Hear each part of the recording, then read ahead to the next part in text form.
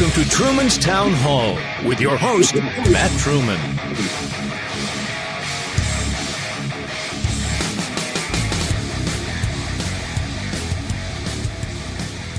Hello. This is Matt Truman. Thank you for watching this episode. Today, the episode's titled, Ohio Republicans May Have a New Candidate for Governor. Now, we already have an anointed governor candidate, and that's Vivek Ramaswamy. I live in Ohio. I've lived in Ohio most of my life. There's been short periods of time where, well, due to military service, I've lived outside of Ohio, but I've always come back. This is home, right? So I pay attention to Ohio politics. Truman's Town Hall began as a local government podcast in Huber Heights, Ohio, right? I grew up in Montgomery County, so I know a little bit about Montgomery County, Ohio, and Ohio in general. I follow this stuff. I'm very politically interested, if you will. Now, let me bring something up. Just to kind of go over some of these ideas. This is what our leadership is doing. Our Republican leadership is doing to us, the Republican in Ohio. These are the people that they bring to us. So this is an article back in 23 when Trotwood, Ohio, had a mayor, Mary McDonald, who was a lifelong Democrat. She lost her race and then switched somehow to become a Republican. And Phil Plummer, who is now, he's termed out because in Ohio, there are term limits. Why there aren't term limits nationally is beyond me. But in Ohio, we actually have term limits. So he termed out as a representative. But as a representative, he endorsed a Democrat. And I think he endorsed two Democrats, but we'll just call the other one a rhino. One of those people won, one did not. And he endorsed them for Montgomery County Commissioner. This is a report from David Ezerati. He's been on our podcast before. He's a Democrat, kind of a left-wing guy. We had a good discussion. I can talk to anybody. It doesn't matter. I have my values and I hold true to them and I don't back away from them. But he's very active with the Democratic Party. They're not very active with him. So he throws a lot of thorns in their side. But he wrote this nice article about Mary McDonald because he likes her. And it says, McDonald switches parties to challenge Lieberman for county commissioner. Republican Party headquarters on Linden Avenue was packed with people of color, a rare occurrence, I'm guessing.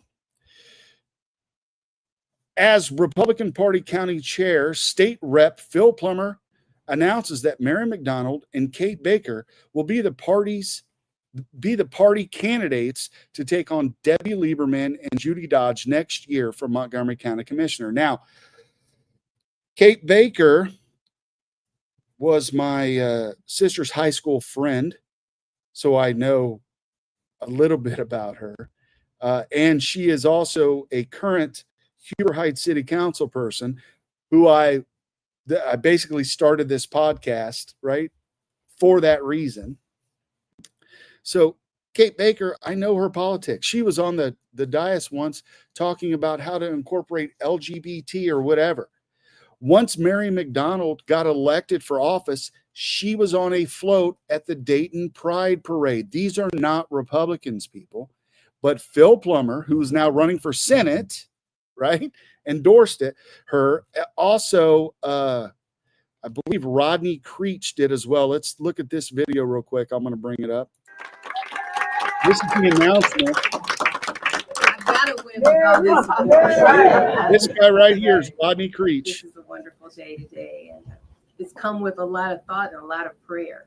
Amen. This is not an opportunity you take lightly. It's something that you really should know that you're prayerfully thought about Yeah, there you go. So that is just a little bit of who Mary McDonald is, Kate Baker, Phil Plummer, Rodney Creech. He was involved. Just Google Rodney Creech, and there was some weird stuff that happened with that dude. Oh, like kid stuff.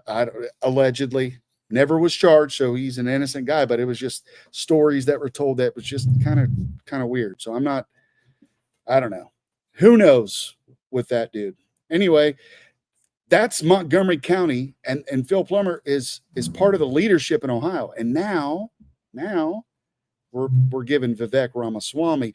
That's the anointed one here. So let's look at Vivek Ramaswamy real quick.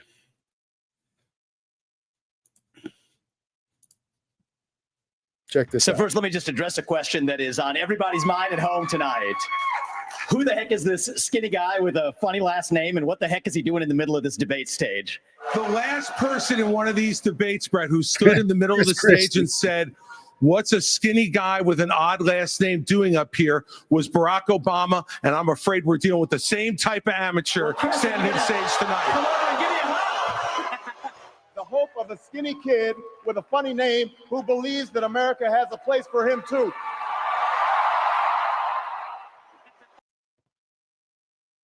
You ever wonder if Vivek voted for Obama?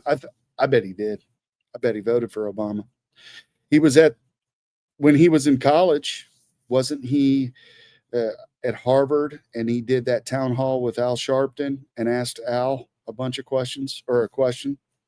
Yeah, I think so. I think he's one of those Democrats who are now Republican, and then the Republican leadership says, "Ooh, hey, maybe we can get this guy to win and bring in more people and do it." What about values?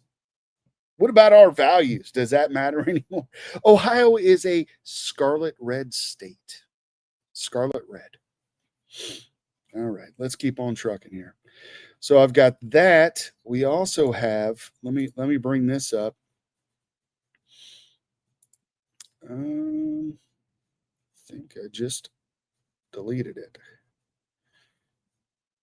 All right, so I'll bring this piece up. This just came out from the Blaze. Let's bring this up, and I'm going to make sure that it's full screen so you guys can read this puppy. There it is. All I want for Christmas is for Vivek Ramaswamy to stop embarrassing the GOP. Donald Ward, December 23rd, 2025. From his 2024 tirade against American workers to his contempt for MAGA voters, Ramaswamy has turned a safe Ohio win into a self-inflicted mess. Vivek Ramaswamy is a DEI candidate and an unqualified one. Republicans do not vote for unqualified DEI candidates. Historically, they never have. For the good of Ohio, the Republican Party, and MAGA voters nationwide, Vivek Ramaswamy should withdraw from the Ohio gubernatorial race. His candidacy is not merely ill-advised, it is coercive. At a moment when unity and discipline matter, he threatens to fracture the coalition President Trump assembled and to waste political capital ahead of the 2026 midterms and the 2028 presidential cycle, when Ohio native J.D. Vance is widely expected to lead the ticket. All Ramaswamy had to do was remain silent and act like a normal Republican for 18 months. He couldn't. Ramaswamy's problem is not policy disagreement. It is temperature, judgment, and an inability to restrain himself. His habit of attacking critics as racist, trolls, or bad actors poison the well. Democrats, corporate media, and professional activists already do that job. Republicans do not need a gubernatorial candidate doing it from inside the party. In 2024, 3,189,116 Ohioans voted for Donald Trump. It strains credulity to claim that Ramaswamy is more qualified to govern Ohio than virtually any one of them. Yet the charade continues. For decades, GOP leadership, and I'm not going to read the whole thing, I'm just going to go down a little bit. For decades, GOP leadership has tried to impose an identity-driven strategy on a party whose voters reject. The results are consistent. From Alan Keyes to Winsome Earl Sears, the establishment clings to a failed premise that Republican voters will embrace DEI candidates if scolded long enough. They won't, nor do minority voters reliably cross over for such candidates. The strategy fails on both ends. This makes the present moment especially baffling at a time when Trump and Vance are openly criticizing decades of discriminatory policies against white Americans, backing a candidate whose appeal rests on the same identity logic is not just tone deaf, it is hostile to the base. Ohio is solid red, that's for sure. Ohio is definitely solid red, scarlet red, as I said earlier. Any competent Republican with discipline wins statewide office comfortably. Vivek Ramaswamy is neither. His background underscores why. In 2011, at age 24, Ramaswamy accepted a $90,000 scholarship from the brother of George Soros. That alone raises eyebrows. It becomes more troubling when you consider that Ramaswamy had already earned more than $1.2 million in the prior 3 years and reported $2.25 million in income the year he accepted the award. This occurred during the Great Recession, when many white millennial men faced systemic exclusion across elite institutions. Ramaswamy did not. Later, much of his wealth flowed from Axovant Sciences, which aggressively promoted an Alzheimer's breakthrough to retail investors after early trials had failed. The result was a textbook pump and dump that left ordinary Americans holding the bag. These facts go direct to trust and judgment. Despite the record, Ramaswamy launched a quixotic presidential campaign, which he parlayed into a brief role in the Trump administration in partnership with Elon Musk under the Doge Initiative. That arrangement ended almost as quickly as it began. Then came the Christmas crash out of 2024. During the holidays, entirely unprovoked, Ramaswamy took to X to berate American workers as lazy and culturally deficient while praising foreign H-1B visa holders. He mocked American childhood culture, disparaging jocks and prom queens, and lamented that Americans watch Boy Meets World instead of competing in math Olympiads. The episode revealed far more about Ramaswamy's resentments than about American culture. MAGA voters were celebrating a landslide victory when the lecture arrived. The response was swift and overwhelming. Rather than admit error, Ramaswamy doubled down, dismissing critics as bots, trolls, and racists while casting himself as a victim. Shortly thereafter, the Trump administration quietly removed him from the Doge role before he was even formally installed. Voters noticed. The internet does not forget. When Ramaswamy announced his run for governor, the reaction was not enthusiasm, but disbelief. The Ohio GOP's apparent decision to anoint him is indefensible. It would take an estimated $100 million to drag this candidacy across the finish line, and even then, he would be lucky to crack 48%. Now, I'm going to leave it there.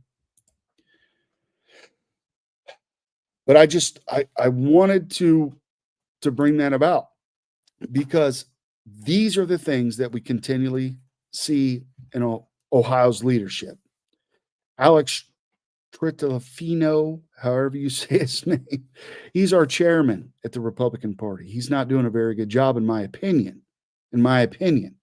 I think after this debacle is done, he needs to resign, along with a lot of the Republican leadership in Ohio. We need real American values in Republic. And we need real Republican values in Ohio. That's my opinion. Now, let us, I'm going to play something real quick, and then while I look up something.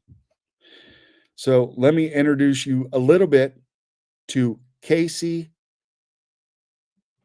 Putich, however you pronounce his last name. Let me introduce you to him with this video while I look up something on Ramaswamy.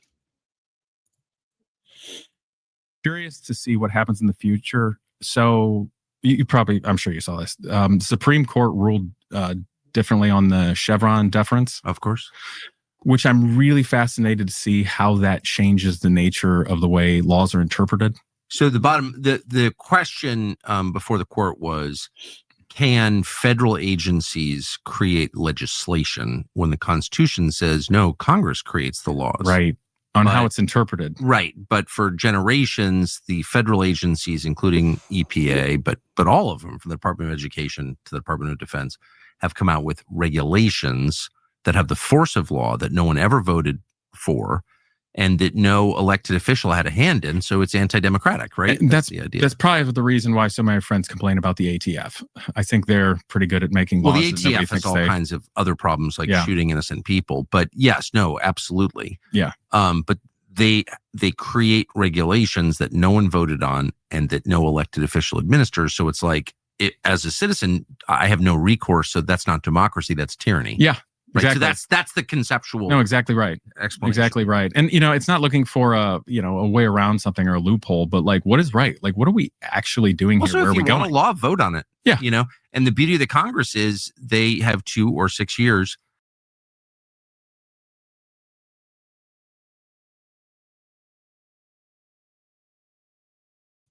All right. So that is Casey Putich announced he's running for governor. He was on Tucker back in March. I watched that episode. It's quite interesting. He's a car guy, very interesting dude. He's put out different videos. He says some cuss words. Oh, well, right? Anyway, what I wanted to bring to you was this, and I accidentally deleted it during the podcast. See, I'm the producer, director, and presenter on this podcast. Anyway, this is Vivek Ramaswamy at TPSU just this past week, delivering this speech, I guess. Now, when I left my career as a biotech CEO and I was talking to people in Silicon Valley and Wall Street about this, that took courage. I'm going to admit it doesn't take that much courage for me to come here and tell you all about criticizing the woke left. Now let me get to the harder part. There's a different vision of American identity that's emergent in certain corridors of the online right. And it says that your identity as an American is based on your lineage. That how long you have been in the country, your lineage and your genetics tied to the blood and soil of the country determines how American you are. It is the idea of a heritage American that says the truest form of an American is somebody who is a descendant of the American Revolution period or before. And I will tell you, this idea of the heritage American, we ought to have this discussion. It's becoming more popular. I think the idea of a heritage American is about as loony as anything the woke left has actually put up. There is no American who is more American than somebody else. The American quality, it's not like the left, they believe in this non-binary stuff. There's no non-binary American. It is binary. Either you're an American or you're not. And you think about it, I could prove this to you. Thank you. I'll take some applause on that. If you really believe in this idea, think about where it leads you. Leads you to believe that Donald Trump is less of an American than Joe Biden because Donald Trump's mother was an immigrant and his grandfather was an immigrant. That doesn't make any sense. Leads you to believe that somehow Bernie Sanders is more of an American than Senator Bernie Moreno from my home state, an America First patriot, because Bernie Moreno was a naturalized citizen from Colombia.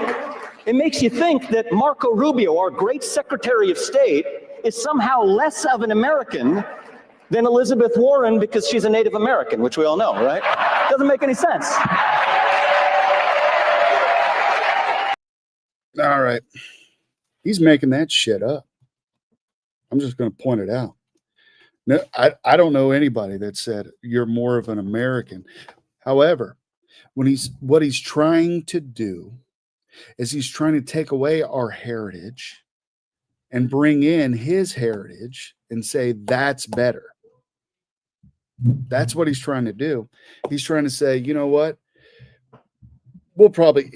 I bet he'll probably try to, once he runs for office, he's going to run for president again. He's going to do all this stuff. And he's going to say, you know what? That law in the Constitution that you have where only Americans can be president, let's throw that out. Let's bring in something. You're changing our heritage by doing this. Now, what a lot of people have recognized is this. Some of us have families that have been here since the Mayflower. I know families that are one generation in America, 2 generations in America, and they're good Americans. But our history means something to us. Those people have built so much from the Mayflower till now to bring this country to where it's at, to allow Viveks to come to this country, to allow whomever to come here legally, right? Legally, and enjoy this prosperous nation that our fathers and grandfathers and great-great-grandfathers had built. And one day, hopefully, our kids will say, hey, Dad did this, Dad did that, his dad did this, that means something to us. It doesn't mean something to somebody who has a father who doesn't want to be an American. That's Vivek's dad. He doesn't want to be American. So he's been taught this nonsense his entire life, that it doesn't matter if you're an American first. I think I'll end with that. No, I won't. I won't end with that. Let's go to what Casey Putich's, I'm probably saying it, murdering his name, but let's go to his website that he put up and we'll just see what he's got here. Platform. Providing a future for Ohio. He's hanging out with he runs a nonprofit in the replacement of Ohio workers. Fantastic. Who's going to bring in H-1Bs? Who? Vivek. Vivek's going to bring in H-1Bs and nobody's going to get jobs. It's going to be awesome. This is the guy the Republican leadership is pushing. Oh, man. In the replacement of Ohio workers, make housing affordable, right to repair, innovation support, abundant clean energy policy. Oh, he gets his hands dirty. That's pretty good. Protect American culture. Wow. That would be nice. Accelerate deportations and DEI in Ohio. Build beautiful buildings. Pressure culture, heritage sites and institutions. Responsible leadership in AI and data centers. Help the Ohioans thrive. Crush judicial chaos and human trafficking. Best political lawfare. Fix the prisons. That's huge. That is huge for Ohio. Overhaul bureaucracy for the people. Oh, he's a Second Amendment dude. I like that. So there we go. That's it. That's just a little introduction video. Probably didn't do the best, but that's all right. That's Truman's Town Hall. We're not perfect. I'll see you next Tuesday, 9 p.m. Be here, be nowhere. And on Sunday at 9 p.m. for our Christian Crossfire Bible study. We'll see you then. Thanks.